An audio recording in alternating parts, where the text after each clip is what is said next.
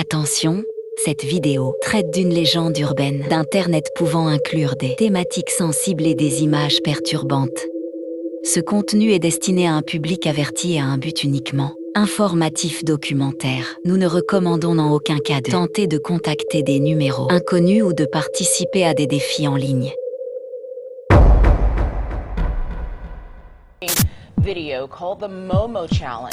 Donner la mort à cause d'un défi lancé sur WhatsApp, un défi appelé Momo Challenge. Un visage mi-oiseau, mi-femme. Imaginez, il est 3 heures du matin. Le silence dans votre chambre est devenu pesant, et soudain, votre téléphone vibre sur la table de nuit. Vous tendez le bras, les yeux à moitié fermés. Un message s'affiche sur WhatsApp. Pas de nom, juste un numéro étranger. Et cette photo de profil, ce visage aux yeux exorbités qui semble vous fixer à travers l'écran. Le message ne contient que quelques mots. Je te regarde, ne ferme pas les yeux. À cet instant, vous ne le savez pas encore, mais vous venez de mettre le doigt dans l'engrenage du phénomène le plus terrifiant de l'histoire d'Internet.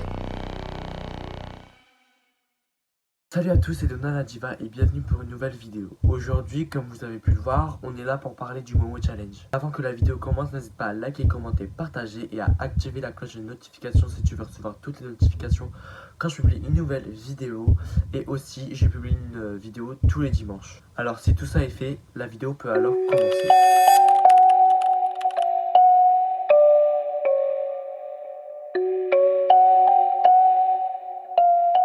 Le Momo Challenge a commencé en 2018 sur Facebook. Les gens qui ont eu l'audace de contacter ce numéro ont témoigné recevoir des messages gore, des images gore et des propos ultra déplacés. Le monde d'internet pensait qu'il y avait un démon caché derrière, mais ce n'est pas tout à fait ça. Derrière le compte se cachait réellement une vraie personne. Et c'est plus compliqué que ça, car selon les infos, des morts seraient causées à cause du Momo Challenge.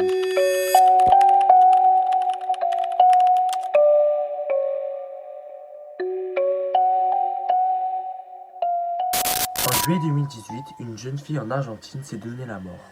La police a alors enquêté et a retrouvé des messages sur WhatsApp.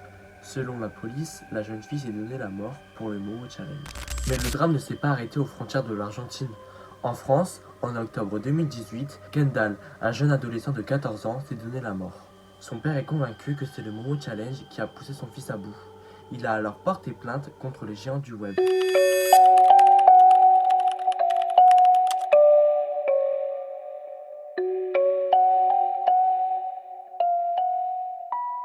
Il est souvent très difficile de prouver que c'est le défi qui a causé au suicide. Les experts viennent alors déclarer que Momo était un déclencheur ou venait aggraver un mal-être déjà présent, plutôt qu'une entité magique qui forçait les gens.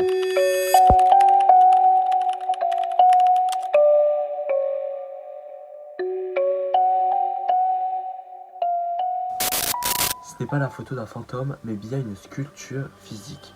Elle a été créée en 2016 dans une entreprise japonaise. L'artiste qui l'a créée se nomme Keisuke Aiso. Quand il a vu que sa sculpture était utilisée pour effrayer les enfants et associée à des suicides, il a alors été très surpris et très perturbé. En 2019, il a lui-même déclaré publiquement « Momo est morte, elle n'existe plus, le sort a été enlevé ». Voilà, c'est Donald la Diva, j'espère que cette vidéo vous aura plu. Moi je vous dis à dimanche prochain pour une nouvelle vidéo.